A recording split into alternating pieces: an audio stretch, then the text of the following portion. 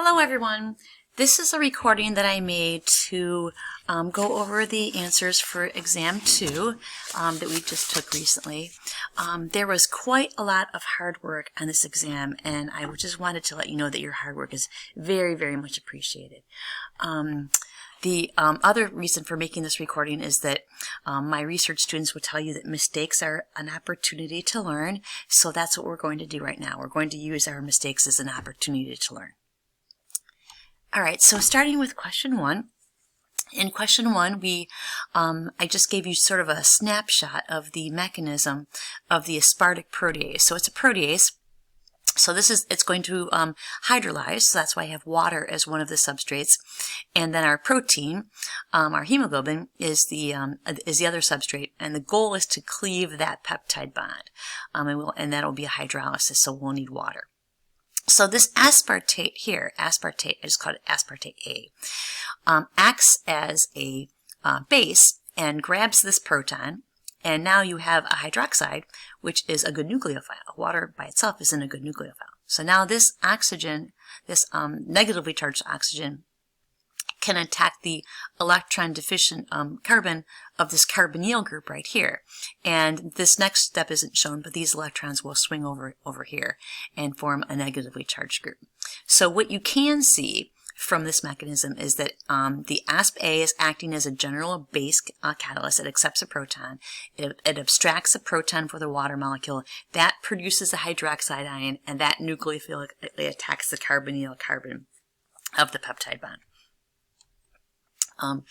So what else did I show? So I didn't show you the whole mechanism. Here's another part of the mechanism right here. So you see that we formed a tetrahedral intermediate, which is unstable. And some of you remarked that you didn't see any transition state stabilization. You're right. I didn't show that in the diagram, but the transition state stabilization has to be there. So I didn't show it for a number of reasons. One is that I'm not a really terrific artist, and the other thing is I'm not sure. I'd have to go back and look. I don't think it was presented in the paper. But transition state stabilization is something that all enzymes do, so that would definitely have been there. So remember, our goal is to break this bond. So what's going to happen is these electrons right here are going to swing in here and reform the carbonyl group. And we're going to break this peptide bond because the electrons that are being shared between this carbon and this nitrogen are going to associate with the nitrogen, and then these electrons then can form as a bond between the nitrogen and the hydrogen. So that'll give us NH2 with this broken bond. So the ASP-B has a proton, so it's donating a proton we could use the fancy word, to the scissile bond. So the scissile bond is the bond that's going to break. So that's the role of ASP-B. So the next thing I asked you is I wanted to know how the aspartate protease was different from the serine protease. So this is from one of the still pictures that I have from chymotrypsin, and I'm not showing all of it, so you can go through and look at that from chapter 6. But what I do show here is that there's a catalytic triad, ASP, HIS, and SER, and a lot of you noted that the amino acids in the active site were different, which is true. That in terms of similarities, so if someone says compare and contrast, compare means you need to tell me how these things are the same. Contrast means how do I say that they're different. So we have different amino acids in the active site. They're similar in that they are both proteases, which means we're going to have both a protein and water as our substrates. So I chose to show you this part right here because this shows the water coming in, and you can see that there's a similar kind of strategy here, where here the histidine grabs the proton, and now we have the hydroxide that's attacking the carbonyl.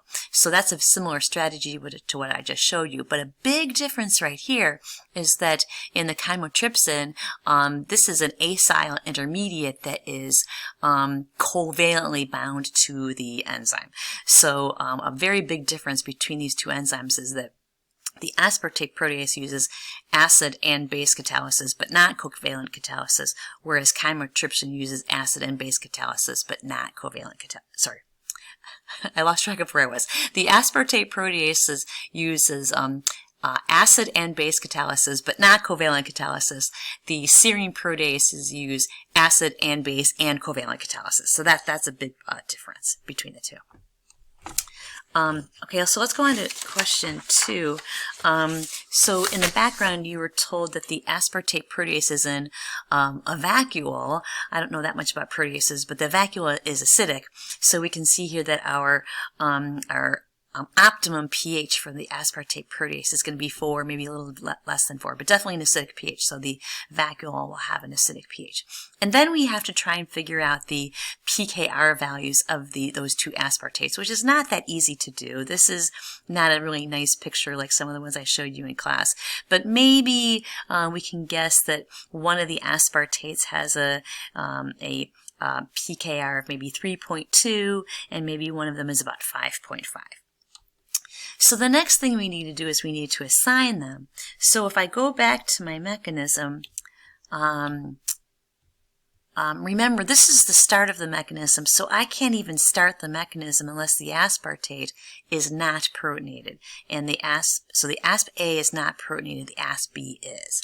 So what that means then is that the pKr value of the asp A, remember that was unprotonated, so if the optimal pH is 4, that means that the unprotonated side chain has a pH that's greater than the pKr. So that means that 4 is bigger than 3.2, so that tells me that it's the asp A because the asp A is unprotonated. And then the opposite is true for asp B, where if the pH optimum is 4, then that's going to be less than the pKr, which is 5.5. So again, remember asp A started off as unprotonated, and asp B started off as being protonated. So that's how I use the graph to figure out the pKrs, and then this is how I assign which is which. Okay, so the next thing I gave you was, we're still on the aspartate proteases, we're going to use pepstatin as an inhibitor, and remember our protein is our substrate, so we have hemoglobin. This is a Lineweaver-Burk plot, and we plot the reciprocal velocity on the y-axis and the reciprocal substrate concentration on the x-axis, and that means that the units are reciprocal as well. In this paper, they didn't actually give the units, which they should have done, and I don't know why the reviewers didn't tell them they should have given the units, but they're not there, so we'll just say we have some kind of units, and they'll be reciprocal units if it's reciprocal velocity. They did give us the substrate concentration in millimolar, so that means we're going to have reciprocal millimolar for the substrate concentration. So what we want to notice is that our y-intercept is the same, and the appearance of this graph is as a competitive inhibitor. So, so we can tell by inspection that we have competitive inhibition. So here's the competitive inhibitor for our from our lecture, and this is from our book, and this is the Michaelis-Menten graph right here. So we can see that if the y-intercept is the same, that means that since the y-intercept is used to figure out the Vmax, that means the Vmax stays the same. And we can see that without the inhibitor, which is shown in green, and with the inhibitor, which is shown in red, eventually at high substrate concentration, you do get to Vmax. But if you drop a line over and drop a line down at 1/2 Vmax, which is how we define Km, the Km with the inhibitor is a lot higher. So you need a much higher substrate concentration to achieve 1/2 Vmax. So if we're going to do the calculations, you can get the Vmax either with or without the inhibitor, but here it's the same because the y-intercept is the same, or at least it's the same with an experimental error. So I will take the reciprocal, and I get 9.97 units, and if I do it with pepstatin, it's 9.88. Again, with an experimental error, that's the same. I find it easier to do Km with the by finding the x-intercept, and you didn't have to show that calculation, but I'm showing it here for you. So the x-intercept is minus b over m, so that's my y-intercept, and that is my slope. So without inhibitor, I get minus 1.74 reciprocal millimolar for my x-intercept, and if I take the reciprocal, the negative reciprocal of that, I get my Km. So my Km without the inhibitor is 0.573. So you can do the same exercise with inhibitor you would just use the slope. The y-intercept is pretty much the same, but the slope is different. And if you take the negative reciprocal, you'll get 3.73 millimolar. So we see that indeed the Km is greater. So what's happening here with competitive inhibition is that the competitive inhibitor structurally resembles the substrate. And it has to, because if it's a competitive inhibitor, the substrate and the inhibitor are competing for binding to the enzyme's active site, which is shown right here in this kind of like this diamond shape. But when the inhibitor binds, you don't go on to get product. So that's typically, not always, but that's typically how that works. So the inhibitor binds reversibly, so that means if this inhibitor dissociates, that means that the substrate could get in there. So again, this looks like classical competitive inhibition, where here the enzyme is shown in this gray blob. If the substrate binds first, we can go on to form product, but if the inhibitor binds and occupies the substrate, then the inhibitor cannot form product. So, and the inhibitor being there prevents the substrate from binding. So I thought I would show you what, I didn't show you on the exam what pepstatin looks like, but the pepstatin it's a peptide, and it looks kind of like a protein. So it's a peptide, 7 amino acids, not as big as hemoglobin, but the enzyme would kind of only take a kind of like a bite of the hemoglobin at a time anyway. So the pepstatin does in fact structurally resemble the substrate, and I got this from the paper. So we see some really nice intermolecular forces here, showing very favorable binding of the inhibitor to the active site. So in question 4, I asked you to write a little paragraph in which you would explain how you knew this was a competitive inhibitor. So you would just surmise that there must be some structural similarity between oh, that's a typo. There's some structural inhibitor between the substrate and the inhibitor. Sorry about that. Nothing like doing a video to find your mistakes. Okay, so there's some structural similarity between the substrate and the inhibitor, even though I didn't give you the inhibitor structure. And the inhibitor competes with the substrate for binding to the active site, what happens because they are competing, that in the last couple of slides I showed you that the Vmax is the same in the presence and the absence of the inhibitor, because at high substrate concentration it is possible for the substrate to beat out the competitor so that the inhibitor, so that the Vmax is achieved. And we can see from our data, and we should cite our data to support our answer. And we also see that the Km is increased with the inhibitor, and it's because with the inhibitor on, it takes a larger concentration of substrate to reach half maximal activity, or the half maximal velocity. So in this answer, you should conclude that the inhibitor is competitive and give lots and lots of reasons to support your answer.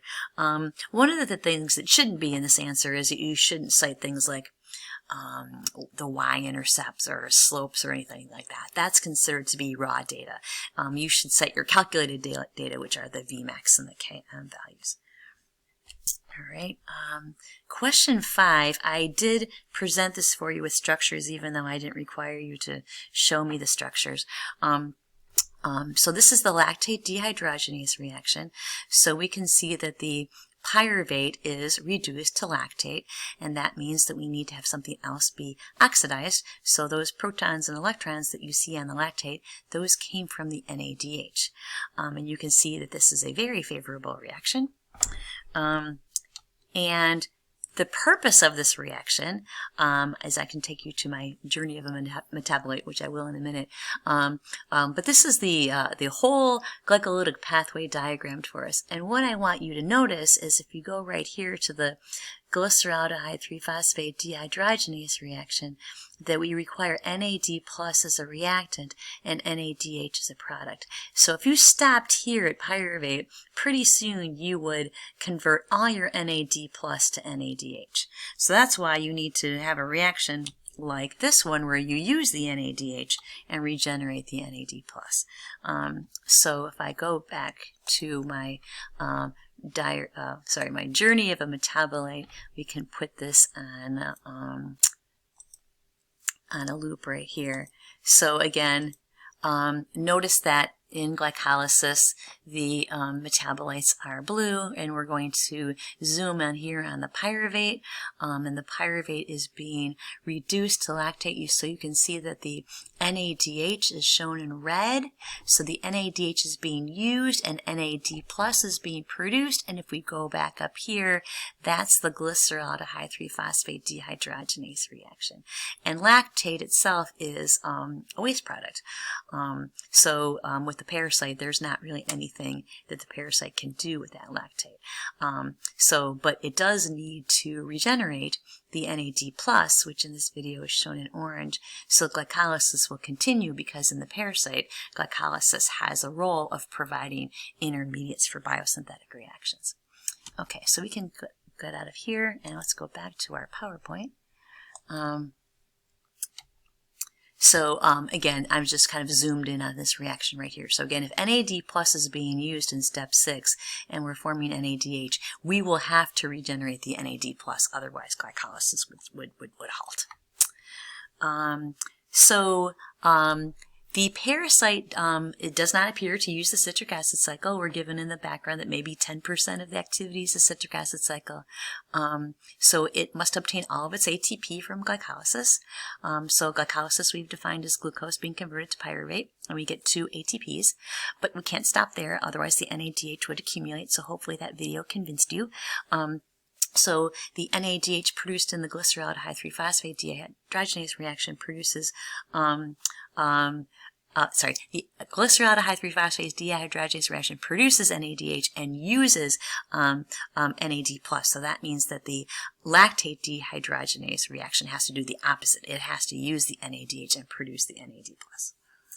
So that helps glycolysis to continue. So this next question that I gave you, so this is question 7. The investigators wanted to look at the mechanism of lactate transport. So in their experiment, they isolate parasites and then just put the parasites in a buffer with lactate. And the buffer, they did this experiment 2 different ways. The buffer, both of these had lactate, but this curve right here, the buffer was adjusted to pH 7.1, and here the buffer was adjusted to pH 5.5. And on the y-axis, we have an inside to outside ratio. So we can see that transport's much higher at pH 5.5. So if there's a pH dependence, that tells us that H plus has to be involved, because at pH 5.5, at low pH, you're going to have a higher concentration of protons. So I gave you, so this is some weird things from ChemDraw.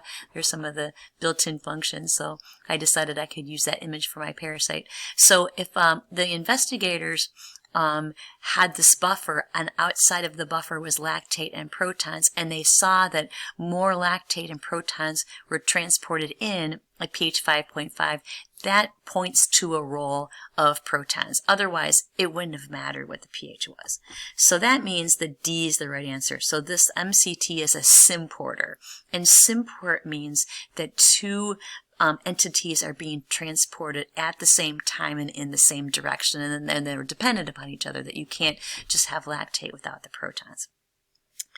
But then I gave you a bonus question, and I made it a bonus question because I thought it wasn't intuitive, but some people got it. So that's I congratulate you for figuring this out. It was just easy to do the experiment this way, where I isolate the parasite and throw it in some buffer. But the way that it actually works is the investigators were correct. The lactate and the protons, this transport is a symporter. It does transport lactate and protons in the same direction. So D is still correct, but it goes in the opposite direction. The parasite transports lactate and protons out because, again, lactate is a waste product. And if protons build up, that means that the inside of the parasite would be too acidic, and that a parasite would eventually die. So if you look at my slideshow, hopefully you notice that I copied this same paragraph. So what they concluded was not incorrect. They were correct that this is a symporter. It just worked in the opposite direction.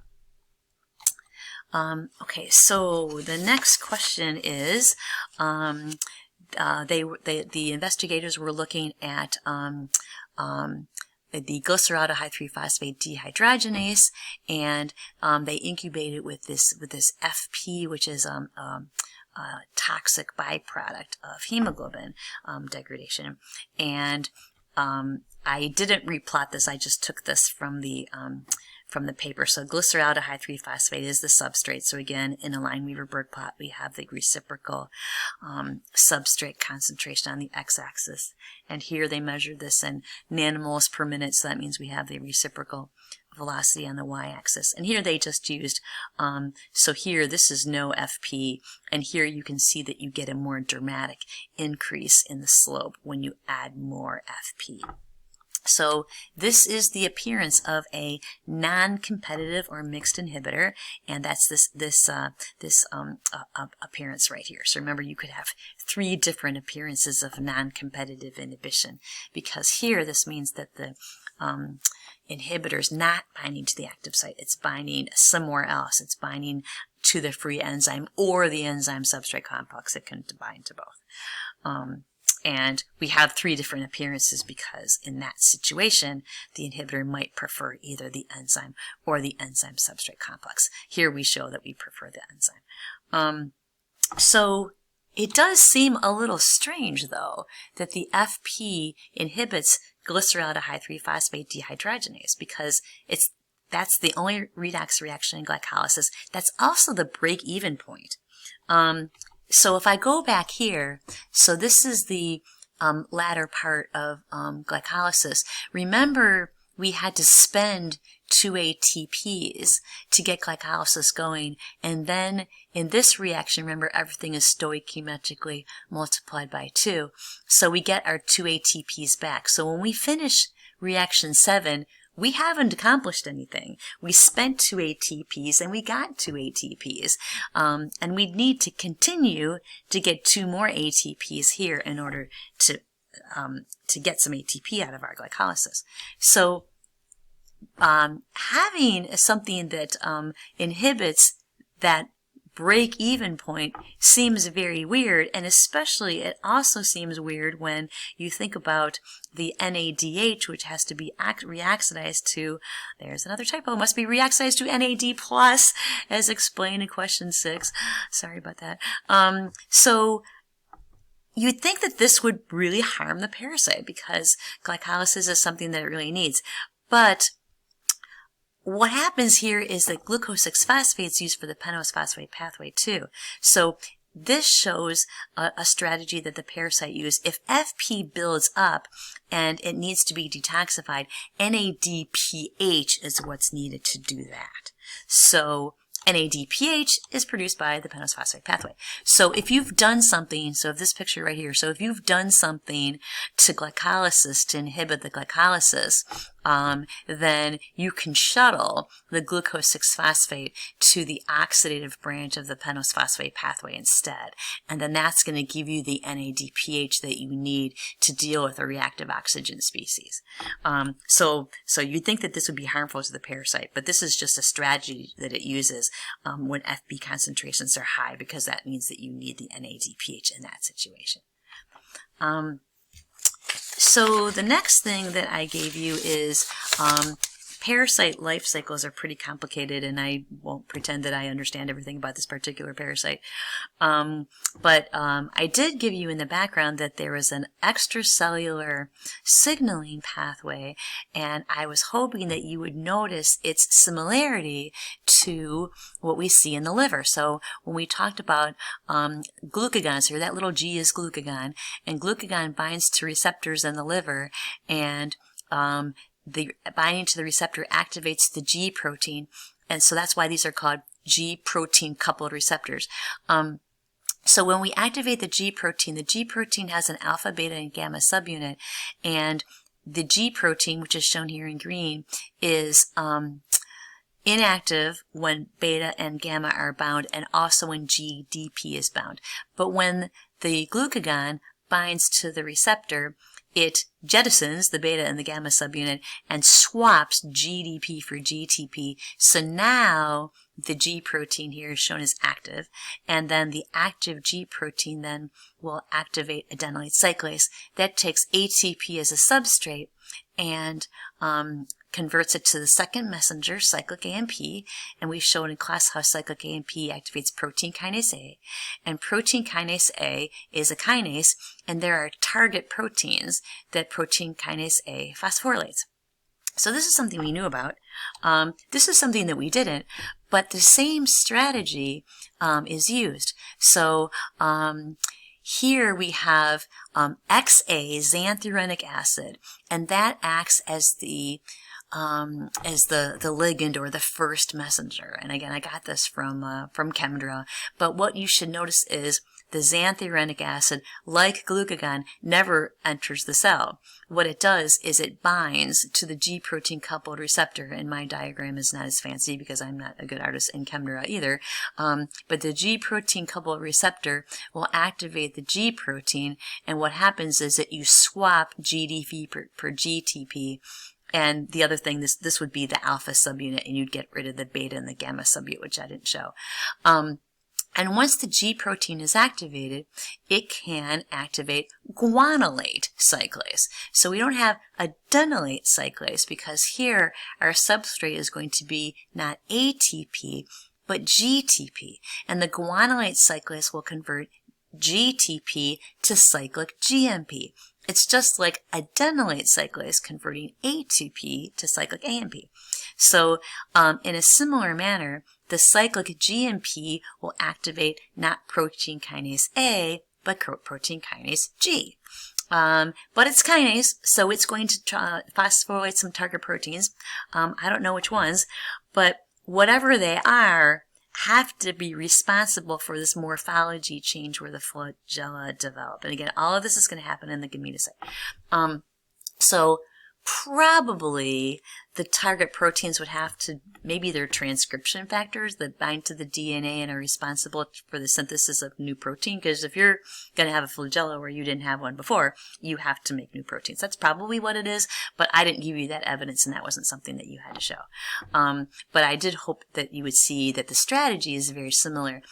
And that is kind of interesting, the things about signaling pathways. You can go to parasites or worms or plants or humans, and Mother Nature is very clever in that a lot of the strategies and the signaling pathways that are used are very similar across these very diverse species. Okay, so this was to set us up for drug targets, because one of the things we want to know is how is metabolism in our parasite different from human, because this is going to help us develop drug targets that target the parasite but not the human. And it's been noted that phosphofructokinase, or PFK, or PFK1, is insensitive to phosphoenolpyruvate citrate and fructose 2,6-bisphosphate, and its activity is greater than that of PFK in mammalian cells. Now, I didn't tell you what the phosphoenolpyruvate and the citrate and the fructose 2,6-bisphosphate were. I just said that they were insensitive to these. So that was up to you to use what we learned in class and figure out what those things did. So just to go back to a slide we did in class, I chose, I can't remember, where am I? Phosphoenolpyruvate and citrate. So phosphoenolpyruvate and citrate inhibit the PFK1 by feedback inhibition, and they bind to the PFK1 and stabilize the T form. So they are inhibitors. And remember, okay, that's just from our slide that indicates that this is sensitive to cellular energy status, but that's actually not relevant here. Here's the slide that I copied about fructose 2,6-bisphosphate. Remember, I told you you had to memorize this, that fructose 2,6-bisphosphate is synthesized from extra fructose 6-phosphate. And if we go over here, fructose 2,6-bisphosphate is an allosteric activator of PFK1. And you can see that over here with this graph, is that if you, this is not labeled very well, but this black curve right here is without fructose 2,6-bisphosphate, and this red curve maybe should have made it green. This red curve shows you what happens when you add fructose 2,6-bisphosphate. So the Km goes way down. So that indicates that the R form of PFK is being stabilized. So that's sort of the long way of saying that, oh, and the fructose 2,6-bisphosphate is the most important regulator. So that was something we covered in class. So that was kind of a long way of saying is that I didn't give you the answer right here about what phosphoenolpyruvate, citrate, and fructose 2,6-bisphosphate did. So that means you had to tell me. So if the PFK in the parasite isn't sensitive, that means the parasitic PFK is not inhibited by phosphoenolpyruvate or citrate. It's also not stimulated by fructose 2,6-bisphosphate either.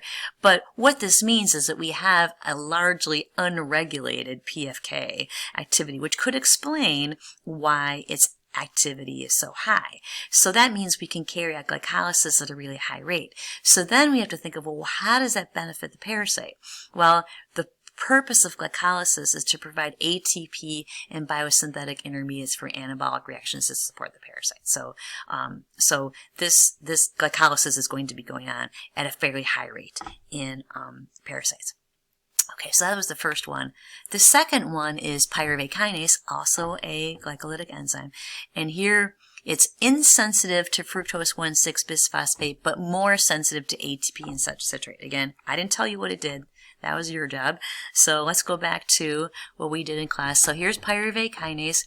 It catalyzes the last step in glycolysis, and it is inhibited by ATP, not just a product of this reaction, but an eventual pathway product. And we also said that the pyruvate kinase is regulated by fructose 1,6-bisphosphate in that it is an activator. So notice that when you add fructose 1,6-bisphosphate, the Km goes down. So again, it was up to you to tell me what these things did. So if pyruvate kinase is insensitive to fructose 1,6-bisphosphate, then fructose 1,6-bisphosphate is a stimulator of pyruvate kinase. So if pyruvate kinase in the parasite's not stimulated, then that means it's not stimulated. And it's more sensitive to ATP and citrate. Well, ATP and citrate are inhibitors. So if you're not sensitive to the activator and you're more sensitive to the inhibitor, the end result is that the pyruvate kinase concentration is going to be low. And again, that sounds kind of paradoxical, but what that means is that the metabolites sort of ahead of this allow those metabolites to be available for biosynthetic reactions.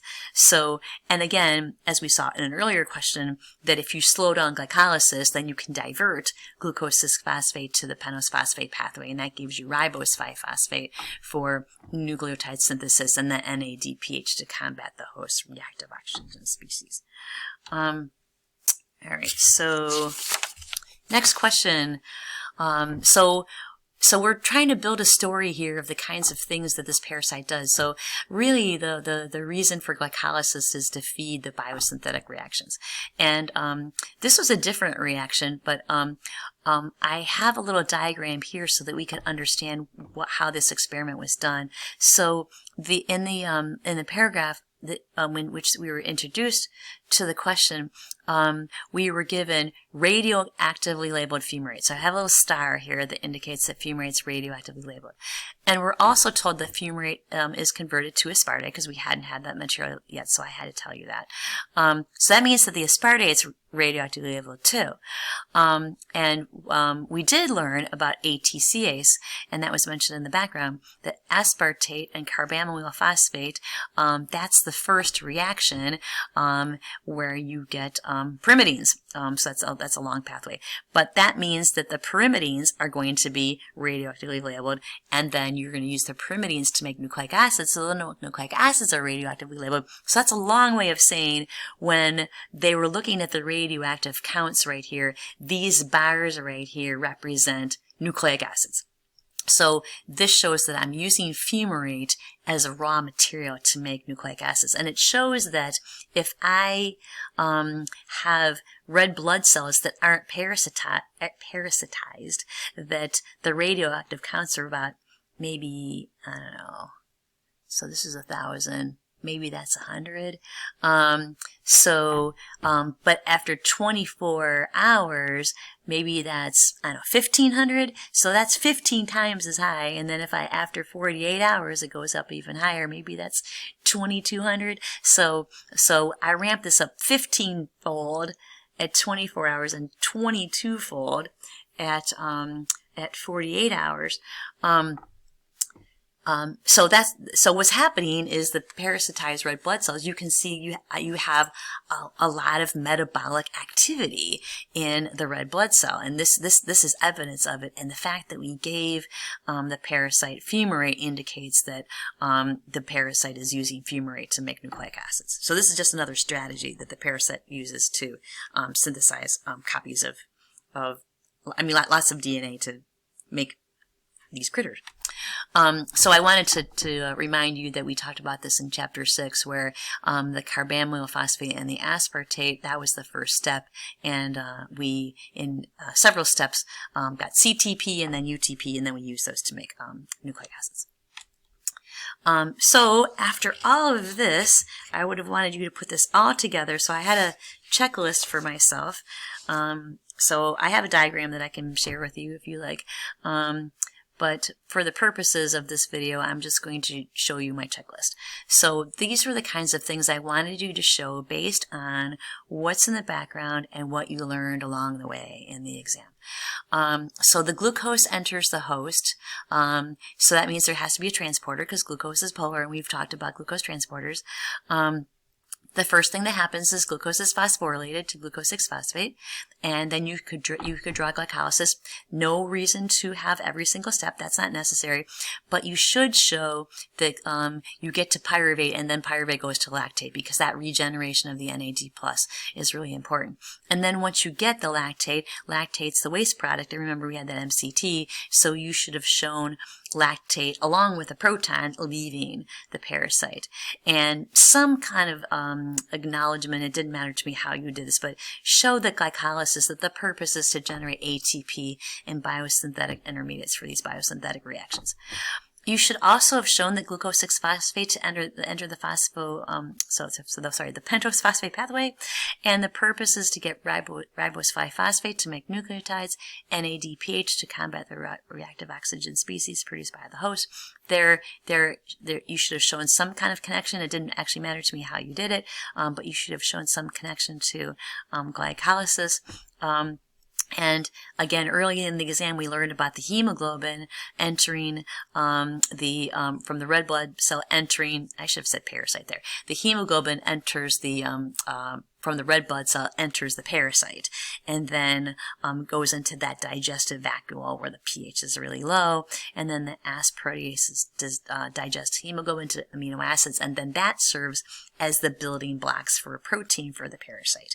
And you got a bonus if you showed that the connection between glycolysis and the glyceraldehyde 3-phosphate dehydrogenase reaction detoxifying the FP.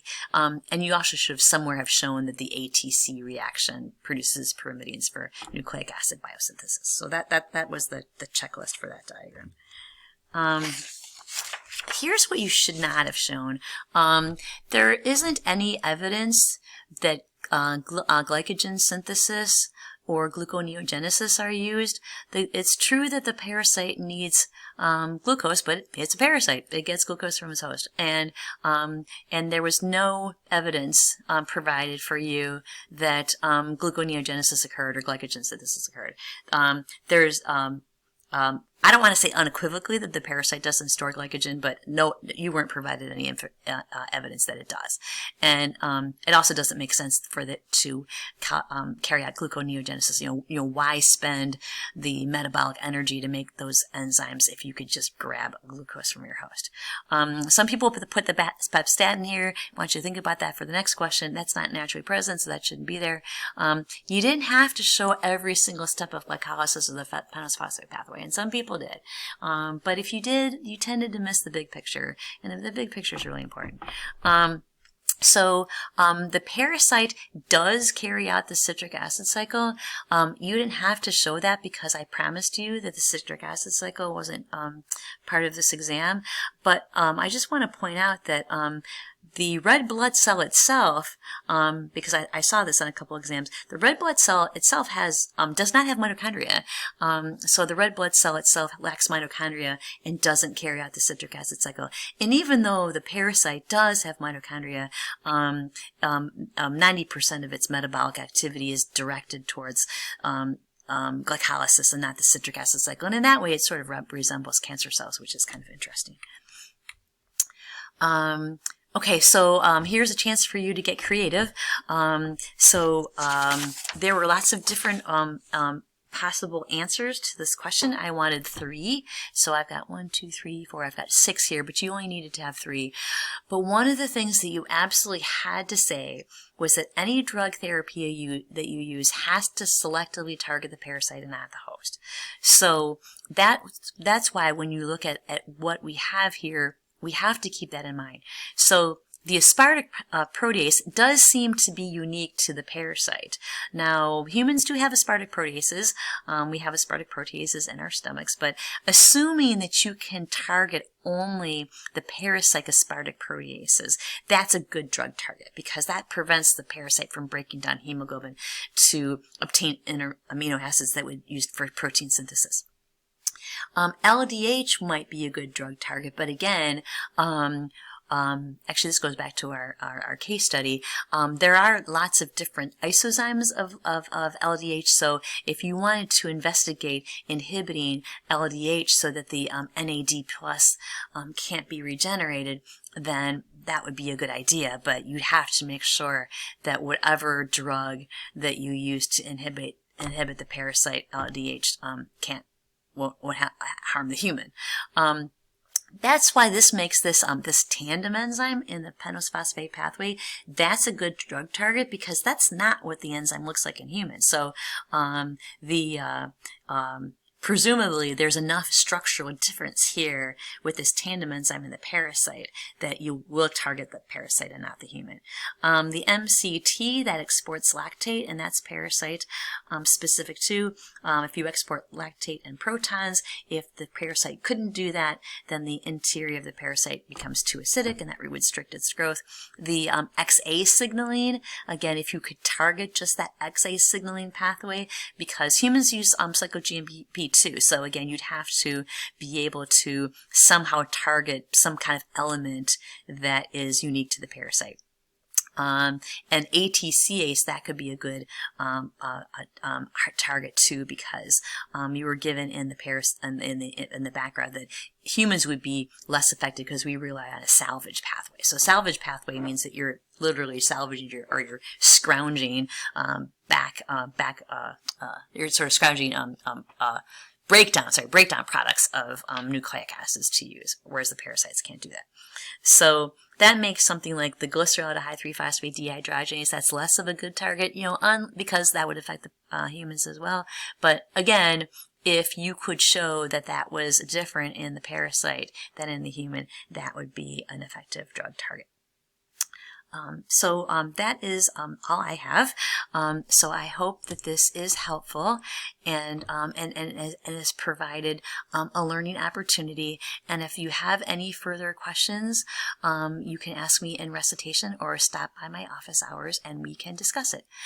Thank you for your hard work and dedication on the exam, and thank you for listening to this video, and thank you for your attention and dedication. It's much appreciated.